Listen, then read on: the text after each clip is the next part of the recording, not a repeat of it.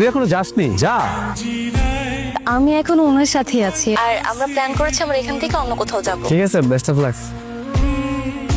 কোথায় তুই? আমি তো ক্যাম্পাসে। আমাকে রেখে চলে গেলি? এইভাবে তোকে নিয়ে বাইকে করে ঘুরলে মনে হয় না তোর বয়ফ্রেন্ড থাকবে না আমার গার্লফ্রেন্ড। তোর গার্লফ্রেন্ড আছে, আমাকে তো কখনো বলিসনি। তোর ফোন তো সারা রাত ওয়েটিং এ থাকে, তোর তো প্রেমই ফুরায় না। মেরিন ওর এক সেমিস্টার জুনিয়র, তোকে মনে মনে পছন্দ করে। তাই নাকি? আগে বলনি কেন? আপনাকে তো সবসময় মিথিলা আপুর সাথে ঘোরাফেরা করতে দেখেছি, ভেবেছিলাম আপনারা গার্লফ্রেন্ড বয়ফ্রেন্ড। তুই চলে আসছিস?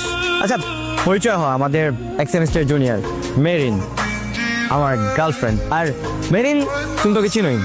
হ্যাঁ চিনি। এই মেয়ে, কি সমস্যা তোমার?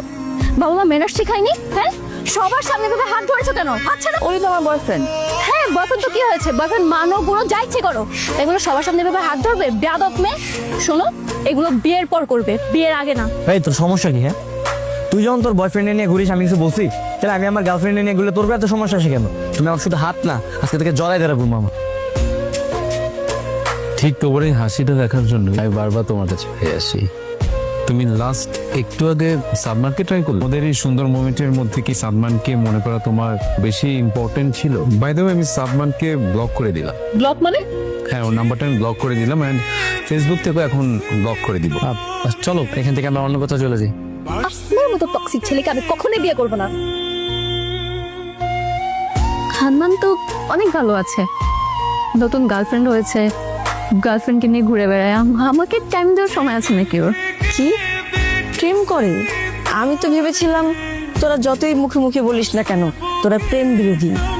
ভাবলাম তোরা অবশ্যই প্রেম করবি, এখন দেখি না, তোরা নিজেদের কথাটাই ঠিক রাখলি। মানুষের কথা রাখা বেশি ইম্পর্টেন্ট নাকি মানসিক শান্তিটা বেশি ইম্পর্টেন্ট?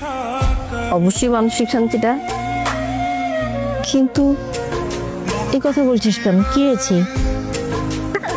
কিছু না মা, এমনি জিজ্ঞেস করলাম। হ্যালো, এই তুই তো ভালো টাইমে কল করছিস। হ্যাঁ, একদম মারাত্মক টাইমে। আমি তো তোরা কল করতে যাচ্ছিলাম। আমাকে কল কেন? একটা গুড নিউজ আছে, কালকে কাজে অবশ্যই গিয়ে বিয়েটা সেরে নিব, আর তোকে নিয়ে যাব। তুই আমার সাক্ষী গোপাল হিসেবে থাকবি। এই মেরিন কল দিচ্ছে, তোর কল দিচ্ছে। হ্যাঁ, আর কত অপেক্ষা করবো? আরে দাঁড়ান, আমার ফ্রেন্ড আসতেছে, ও আসলে তারপর কাজ শুরু করেন। হ্যাঁ, তুই চলে আসছিস? তোর জন্যই তো ওয়েট করতেছিলাম। এই গাড়ি সাহেব, শুরু করেন, কাজ শুরু করেন। দাঁড়া, কি সত্য কি বিয়ে করবি? হ্যাঁ, কেন? ওকে বিয়ে করার পর তোর আমার যে দূরত্ব তৈরি হবে, তোর সাথে মেনে নিতে পারবি তো? আমরা বিয়ে করলে সমস্যা কোথায় বল না? আমাদের তো কোনো সমস্যা নাই, সমস্যা তুই জ্যোতিষী। ও জ্যোতিষী ভবিষ্যৎ বাণীতে পরে আবার সত্যি হয়ে যাবে। বুঝলি মানে আমি জ্যোতিষীর কথার, তার কথা মিথ্যে প্রমাণ করার জন্য আমি তোকে হারাতে চাই না।